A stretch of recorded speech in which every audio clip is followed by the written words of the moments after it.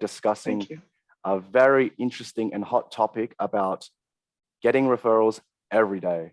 Okay, so talking about developing a system for getting endless quality referrals. And here to introduce the topic to us is our wise guy, Ed.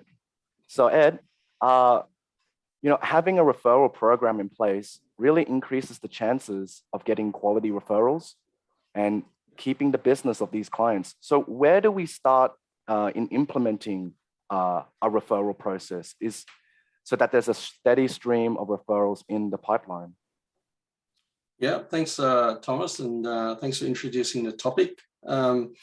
Obviously, when someone refers your client, they're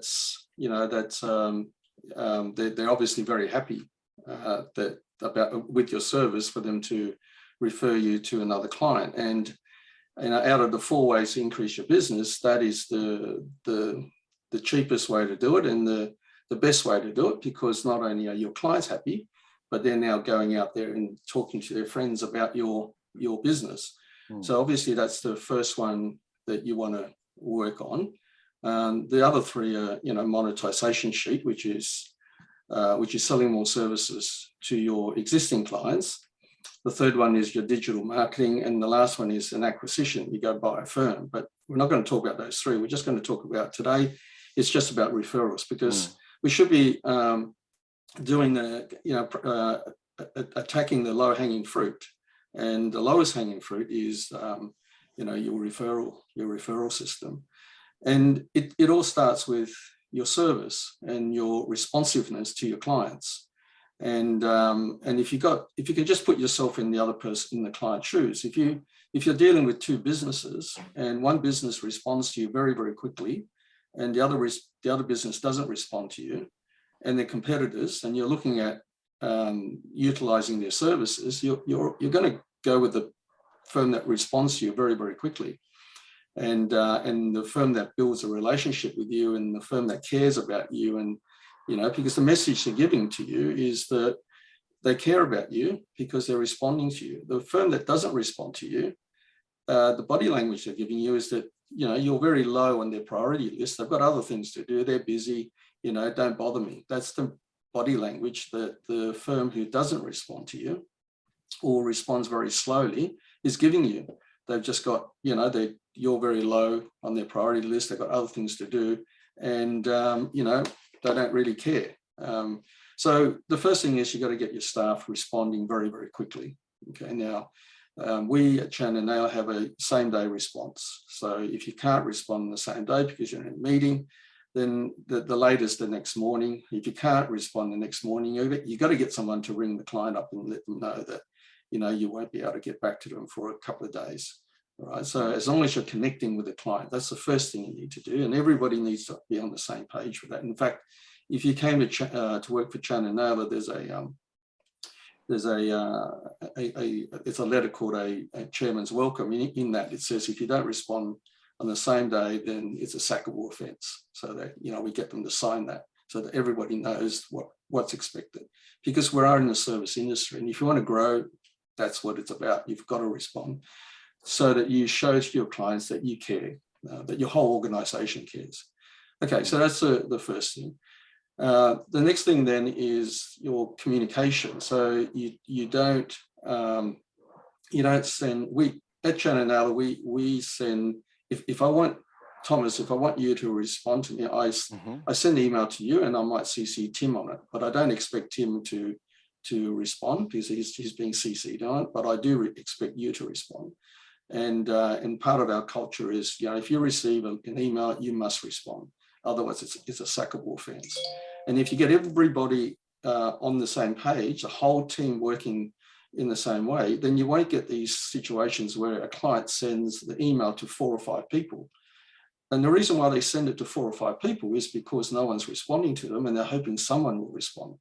But the problem with doing that is it drags, your 4 people into the same conversation.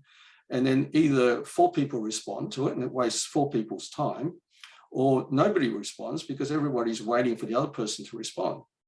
So you've got to come up with a policy that says the person who receives the email must respond. Otherwise, your clients will drag you into their nightmare. So they'll drag 4 people into the same conversation. And if you multiply that across the board, that's just a lot of wasted information, a lot of chaos that's created, a lot of confusion. So make sure the team's all on the same wavelength, that they're all responding.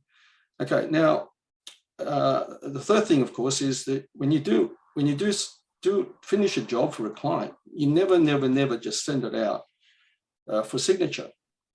And I see that happen so often.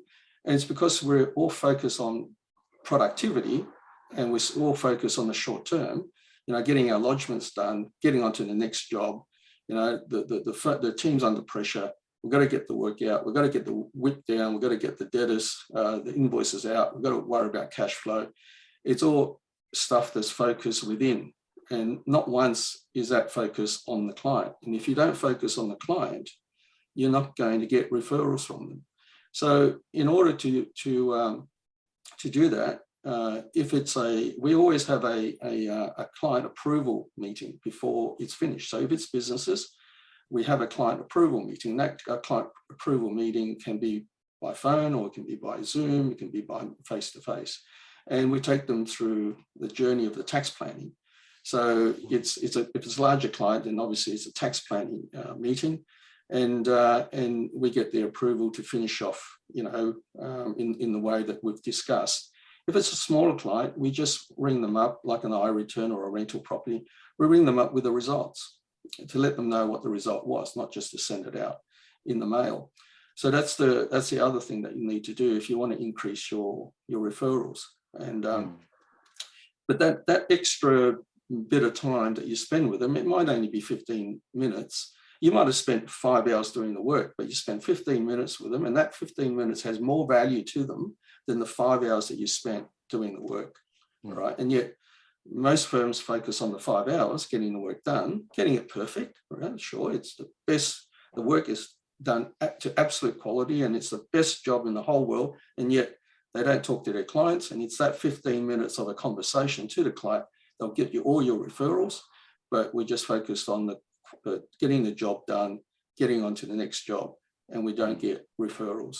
And the other one is that the senior client managers often, as you probably know by now, we set up teams as a senior client manager, senior production manager.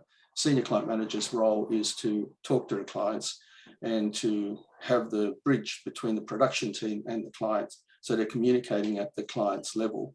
So they've got to have interpersonal skills and so forth. But if the senior client manager is busy sitting there grinding, then they're not going to have the time to speak to the clients. And often when a client manager says to me, "Oh, I don't have time," it's because either they like doing the work, so they sit there doing the work, or B, they don't know what their job description is, and they don't know their job is to, have these tax planning sessions with the clients, have the client approval meetings, and that's their job.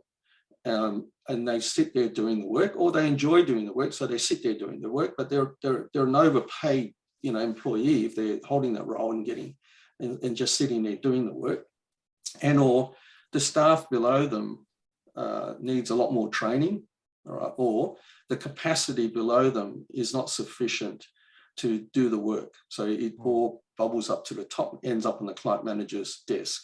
So you've got to look at your team, make sure that you've got use the capacity planner on the Wise Hub to work out the capacity for each team. Make sure that the resource mix within that team is appropriate, because you've got to have a combination of a junior person that can do the lower level work at the lower charge out rate, to a more experienced person to finish off the work, and then to the senior production manager who checks and reviews the work, and then hands the work to the senior client manager to go see the clients to do the stuff that I'm talking about.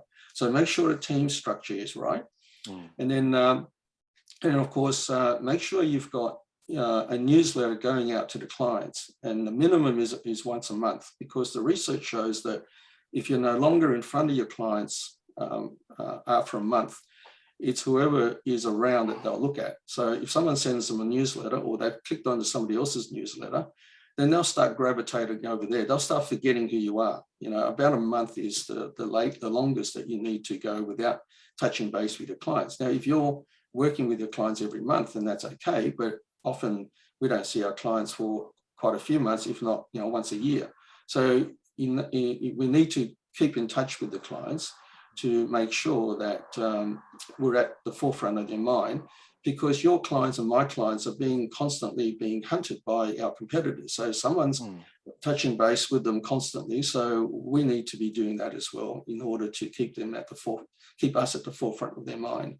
And then lastly, of course, I might be jumping the gun here, but I'll leave that to how we measure things later on, because it's very important that you measure all this, because the further you are away from the pulse of the organization.